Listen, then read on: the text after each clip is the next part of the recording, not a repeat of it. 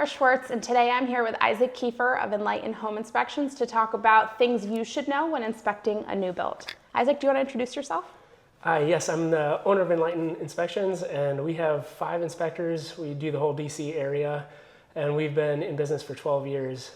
They do all of my inspections, and they are awesome. All right, let's get into the first question. What are the things that come up that still surprise you on new construction homes? The surprising stuff is really the quantity of items that come up.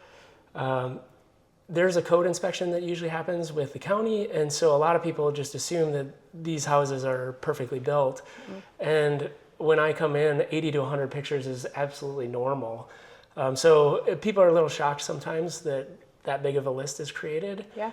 But that's why we're there, is to make sure that we're catching as much as we can. Well, there's also lots of opportunities because there's so many little things throughout the new home that need to get paid attention to. So someone's got to come in and be the checks and balances, because the homes are beautiful, but you're looking behind all that. Absolutely. Yeah, and I think of us as the teammate of the buyer. We're a second set of eyes, and the builder is certainly looking at as hard as they can. The code inspectors are looking, and then we're just another set of eyes that allow the buyer to get as perfect of a product as you can. There's never a perfect product, but at least we're trying to get as close as we can. Yeah. Do you recommend anything other than a home inspection when the house is final, when it's built? It just depends. I mean, sometimes like a sewer scope would be outside of an inspection. A sewer scope is when you're checking from the sewer line that goes out into the street. And huge developments, there can be a lot of heavy equipment, and so that can be something that is helpful.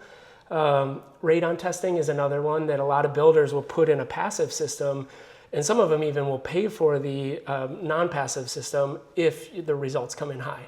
So that's another service that a lot of people will often get for. What about for people building from scratch who aren't buying a completed new home? What about doing an inspection before the walls go up?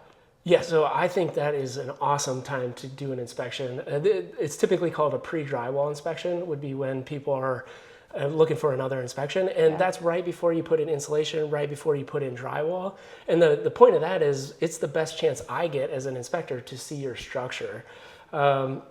There are issues that come up during the pre-drywall inspection that you would never find once the drywall goes up. The other thing that I want to add as a buyer is if you take pictures pre-drywall, then you know where the plumbing stacks are, the sewer stacks, so later you're sort of future-proofing. If you go down the line and you decide you want to change something, you know where all the supports are, you know where all that stuff is, so you're not hitting it and running into bigger ticket items later. Yeah, absolutely. And if you can come along on the inspection, any inspection, that is the best. Unfortunately, at the pre-drywall stage, I don't know if it's insurance related or why exactly. Right. It seems like the clients aren't able to follow as often during that part of the inspection. But if you can, I would certainly recommend it. And certainly at the final, coming along, because that's an awesome time for me or an inspector to teach you about your home. Speaking of insurance, that's a good lead on to a tip that most buyers don't know. What should they be looking for in a home inspector on a new build? So great question. Home inspectors in general have a license. Well, at least in Virginia and Maryland, you need a license. DC, there is no licensure, but most guys in this area are doing all DC, Maryland, and Virginia, or at least Virginia and maybe DC. Is there a certification or a license that a home inspector should have when dealing specifically with new construction? Yes, so in Virginia, there is a new residential structure certification. So if you do not have that, you legally cannot, as a home inspector, do a Virginia new build. And new build is basically any point up until the time the owner has the keys. So think pre-drywall, foundation inspection, whenever you want an inspector to come in. If you don't own the property yet, then that's considered new construction. So you're going to need to make sure your inspector has the NRS or new residential structure certification. That's a great tip. And that's new, right? Yeah, I would say in the last few years, maybe 5 years at most. So not a lot of guys have it because they're not dealing with it, or some of my guys don't have it because they're not in Virginia as often. Maryland, if you're doing a job in Maryland, you don't need any additional certification other than a home inspector license. Okay. But for Virginia, just be aware that there is a additional certification. That's great. There's nuances to every area. If you could give one piece of advice to someone buying a new construction home, what would that be? A self-serving piece of advice would be to get a home inspection. But beyond that, I would certainly be involved in the process. If you're living locally and you can stop by the house a lot, I mean, you will see issues that are worth bringing up to your builder, and the sooner you catch them, the sooner that they can get remedied. Right. Do you have any advice for someone? I do. I would say don't rely on the fact that it's new. You need routine maintenance with any home, servicing the HVAC, cleaning out some plumbing lines, making sure that drains outside stay clear. I mean, just because it's new doesn't mean you won't have issues. That's what builder warranties are for, but you should still do the routine stuff to keep it new. Through the years, you've done lots of these. Are there parts of new construction builds that builders sometimes overlook? Yeah, especially when you have a builder that has an expertise. Let's say a builder has an expertise in framing. The framing is usually going to be in really good shape, but maybe the HVAC system isn't, or the electrical isn't. And it's like home inspectors. We're generalists, so we don't know everything about everything, but we work really hard to learn as much as we can. Same with builders. They don't know everything. They're hiring out a lot of the trades. So it's a big project, especially a beautiful house like this, where you're going to be on site for maybe even a year. And so you come in and you maybe just stop looking at areas of your house. So that's why, again, home inspectors are another set of eyes that can always be helpful in coming with a fresh set of eyes to see issues that maybe people have been overlooking. Yeah, I mean, and even as a realtor, having been in many houses, there's stuff that I'm not going to be able to see, like the foundation wall or going into an attic. And that's why you need someone to go poke around and tell you that everything looks good. Yeah, experience is a big part of it too, because I can tell you for sure, I look at a wall very differently now than I used to 15 years ago. Yeah, a good party trick is take a flashlight to a wall. I've learned this after sitting through 500 home inspections, and you see every imperfection. It's a good table talk conversation. Do you have 3 recommendations for someone going through a new build process?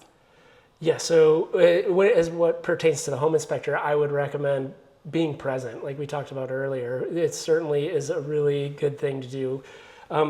Because you can learn a ton about your house. Your builder may teach you as well, but a home inspector, if you're able to walk with them, they're going to show you where your main water shutoffs are, where your hose bib shutoffs are. They're going to teach you some items typically about how to maintain your house. Yep. All of that is really, really helpful. Another reason another good thing to do during a home inspection is not be afraid to send the whole report to the builder. Yeah, let them tackle it and let them know, ask them why something is the way it is, or if they're going to fix it or not. And if they're not, why? Absolutely. And Laura's an expert. In no other time would you ever throw the entire home inspection report at a seller during a normal sale. But on a new construction, they got the teams. They want to give you a good product, and they usually take it very seriously. I look at it like a conversation because I am not a code inspector. That means they don't have to do anything that I put in that report. Right. But again, they want to give you a high quality product if they're good. And so the good builders look at it, take it seriously, and sometimes they're going to say, we don't do this, and that is the conversation piece. Yep, and learning why, because maybe there's a reason for that. Yeah, and again, it could be as simple as we don't have to because the codes don't require it. Again, we're not code inspectors. We're just telling you what is best practice. Right. And again, we're there to support you as much as we can and help you make sense of those type of answers too. And it's important to know that a home inspection is separate from a blue tape walkthrough with a builder, which is more cosmetic items where we walk through and we say, hey, there's a nick on this wall or this cabinet rubs. That's different. That's mostly cosmetic items that most of the builders take seriously. They fix all of it before closing, but you're coming in with a different eye and actually testing all of the things in the house to make sure they all work. Absolutely. Yeah, it's certainly important to make sure your appliances are working before you come in. I mean, the worst case scenario would be it's the winter and your HVAC system's not working and you're starting to move all of your furniture in. And that happened to a client of mine once, and it was as simple as someone forgot to turn the gas back on.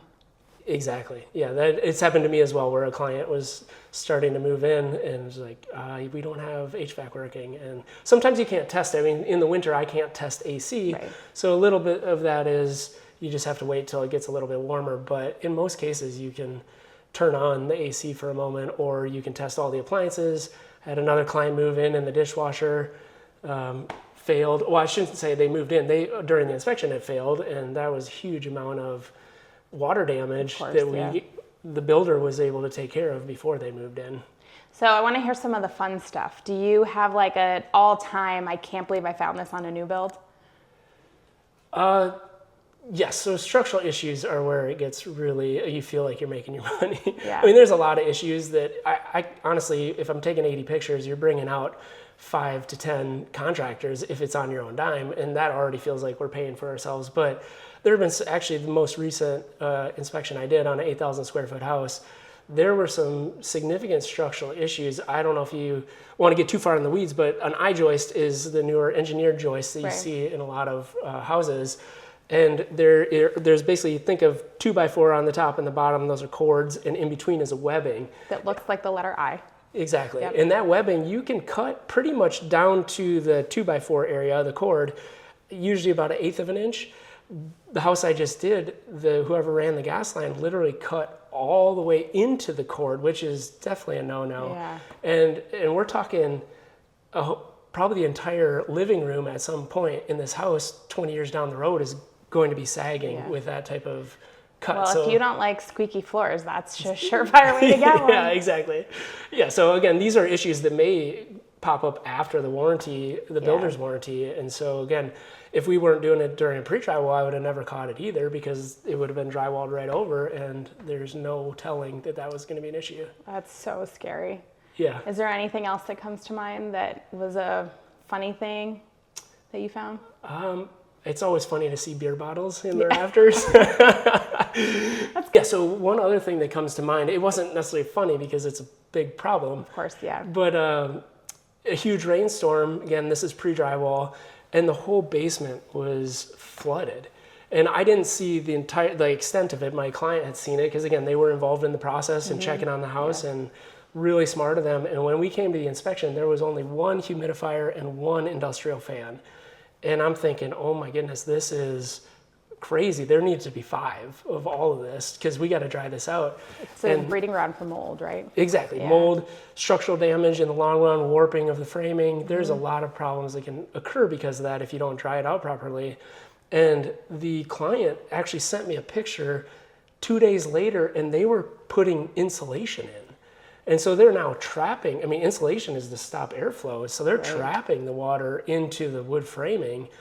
And she's like, what do I do? And I said, tell them to take it all out because the consequences of leaving that in there now are very expensive. Yeah. Mold. Yep. Yeah, remediation is expensive by itself. Of course, plus once you encapsulate it with drywall, nobody will know.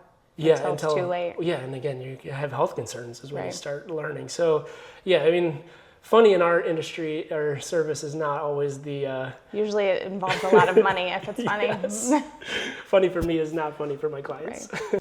Isaac, thanks so much for being here today. If they want to contact you to schedule an inspection or learn more about your services, where can they find you? Thank you, Laura. It's been my pleasure. If you want to look at our website, enlighteninspections.com, all of our contact information is on there. You can book or at least request an appointment on there too. Perfect. Thank you so much for being here. Oh, it's been awesome. Thank you.